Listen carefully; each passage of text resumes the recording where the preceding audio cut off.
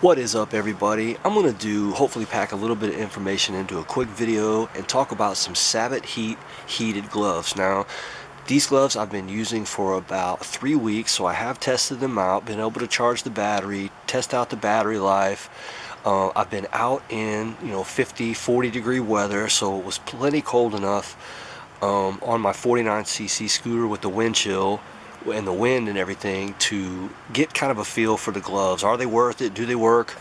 So anyway, first of all, when I first initially got the gloves, there was a rip in the fabric right there. So I reached out to Sabot Heat, and within less than 24 hours, they said, look, no problem. They sent me out another set, free of charge, no shipping, no nothing. I asked them, hey, well, do you want me to send this one back? It's like, you know what? You can just keep it. So I was like, cool. So what I did was I went ahead and charged up the batteries and was like, okay, let's test them out. Now, the battery charger is just a plug-in wall, so it's not a USB. You can't plug it into your car or like a external battery pack. And plug in the wall, plugs in 2 at a time. There's a little light right here, red when you plug it in and they're charging. When it's charged, it'll be green. Now the batteries themselves just plug right in to the glove. The glove has a pocket, a zip pocket. Now I read on Google, some have said that the battery and the gloves have something to where if you leave them plugged in and in the glove all day or whatever, that they will somehow discharge or lose their charge. Now I don't know if that's true, but some have said if you're not using them, to unplug them and just leave them in the glove. Now for me, I'm using them out on my 49cc scooter and I'm doing delivery, so sometimes I don't have time to stop, unzip, pull the thing, whatever. So for now, that's just something to think about. I will try to get that ask Sabot Heat that question and leave the info in the comment. But anyway, back to that, the batteries take about 4 hours to charge. So that's definitely some time, and 4 hours. So turning the glove on, hold it down, you're going to see it red off the rip. Now red is the highest heat, and I will say that if you're not outside in the wind, it's just cold outside, this high heat will keep your hands, at least on the back side and towards the fingers, not so much on the palm, but will keep your hands very toasty warm.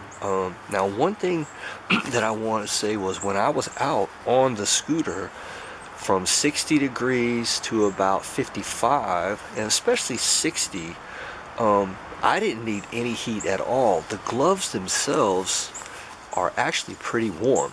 I'm not sure if they're 100% windproof, but I didn't feel like the wind was really getting to me. And so I think just the plain glove is actually pretty comfy. Now this has 4 settings. This will be purple, will be green, and there'll be a nice ice blue. And now I have found that I have already used all settings, and it's a little bit of differences, but you can tell.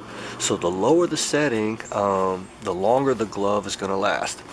Now on high, I would say an hour and a half, I think, is about what I got. Definitely an hour, but I'm going to say an hour and a half.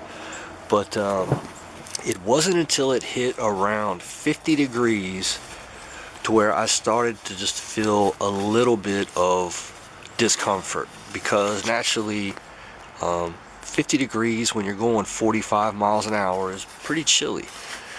Now the dexterity is good. I have really good movement, so being able to grab a zipper, I know it's not like a bare hand, but I can grab a zipper and zip it, function with the box as far as getting a hold of it.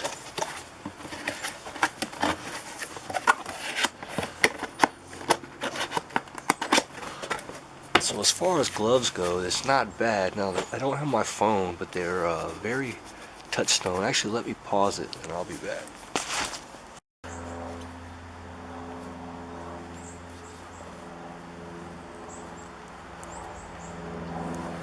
So it does work.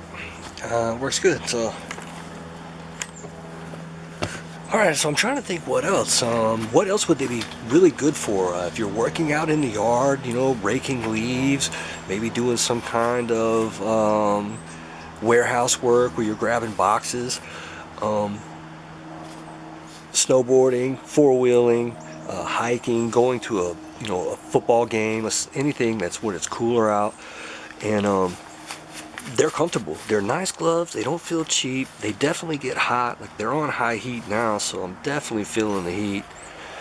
Now your palms, if you want heated grips too, if you're out riding. Now, these things don't have a lot of padding. There's no protection there.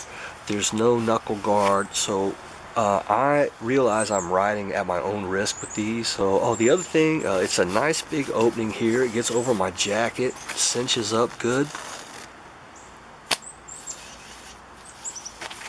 Pulls off and on with no problem. Yeah, so pretty much if you're going out to warm up your car, I mean, there's a ton of things that you can do with a nice heated glove.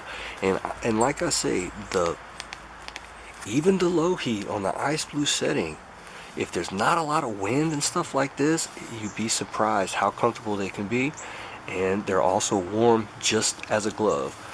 I haven't been out in the water. I can't test their waterproofness, but anyway, that's about all I got. I highly recommend them. It's a great company, good customer service. They stand by their product. Since I got to keep these gloves, so now I will have an extra set of batteries. So I would recommend that. If you're gonna go with these gloves, maybe just go ahead and get an extra set of batteries, because the amount of charge time it takes, and if to only get an hour and a half, maybe 2 hours if you're lucky, it's definitely probably worth it. So anyway, I give these a thumbs up. I've been using them a lot. They're not bad. Alright guys, thanks for watching. Peace out.